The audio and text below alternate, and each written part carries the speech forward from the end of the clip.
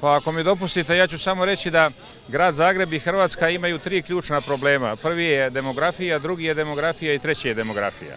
Baš na tome tragu, ako govorimo o najkvalitetnijoj mjeri koja je do sada donesena, nažalost nije donesena na području cijele Republike Hrvatske, nego samo u gradu Zagrebu i nekim manjim jedinicama lokalne samouprave, moram reći da sam zatečen, kao i svi mi skupa ovdje večeras, što je gradonačelniku Tomaševiću uopće palo na um da jednu takvu mjeru propituje, a kamoli da ju ukida.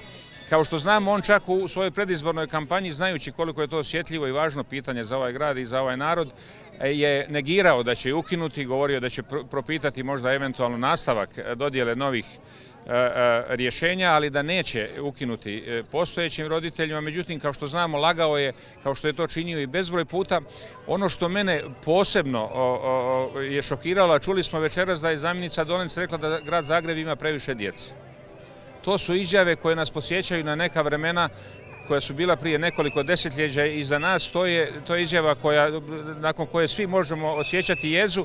Ja se usuđujem reći da trenutno u gradu Zagrebu nije na vlasti, kao što znamo reći, neka ekstremno lijeva opcija, nego usuđujem se čak reći lijevi fašizam. Ovo je nešto što je grozno, što je skandalozno i jedino mogu reći da sam čvrsto uvjeren da će u danima pred nama, ukoliko gradska vlast ostane na ovim pozicijama, hrvatski sudovi odraditi svoj posao, da će srušiti odluku Gradske skupštine ukoliko do nje dođe i da će roditelji opet u dogledno vrijeme imati svoja prava. Jednostavno nećemo stati. Mi koji smo sudjelovali prije 6 godina u donošenju i nastajanju ove odluke, a ona je bila, kao što je puno puta rečeno, jedan plod rada prije svega znanstvenika koji se bave demografskom problematikom, a onda i aktualne gradske vlasti, nećemo stati. Doživljamo to kao naš zajednički problem. Naravno, nije on naš problem koliko samih roditelja, ali ćemo biti uz njih do kraja i vjerujem da ćemo pobijediti.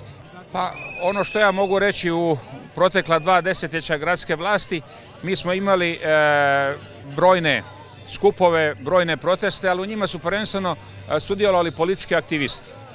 To su oni koji su danas u gradu na vlasti, oni su 20 godina prosvjedovali, vezali se lancima, kao što znamo ležali po pločnicima, ali ono što se poslije pokazalo, bili su zato dobro plaćeni.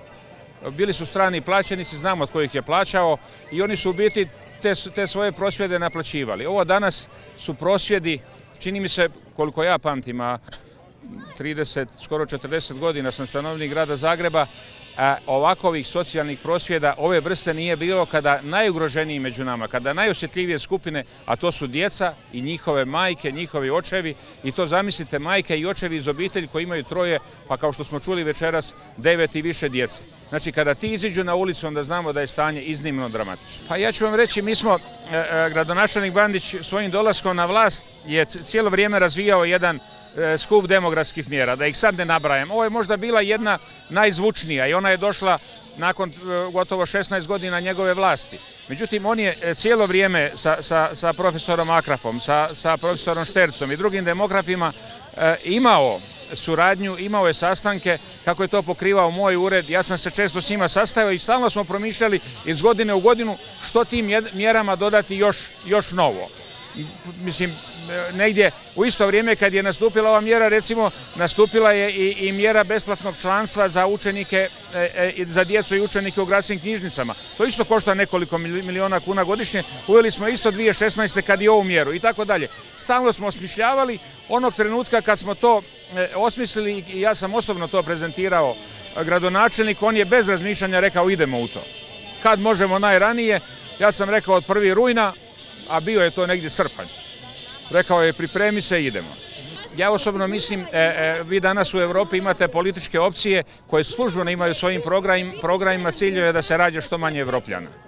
Mislim da stranka Možemo i gospodin Tomašević pripadaju toj grupaciji, oni to ne žele javno reći, ali to javno čine. I to se vidi po njihovim dijelima i prema tome oni nisu trebali promišljati. Oni su jednostavno donijeli odluku na tragu te političke agende koju oni provode.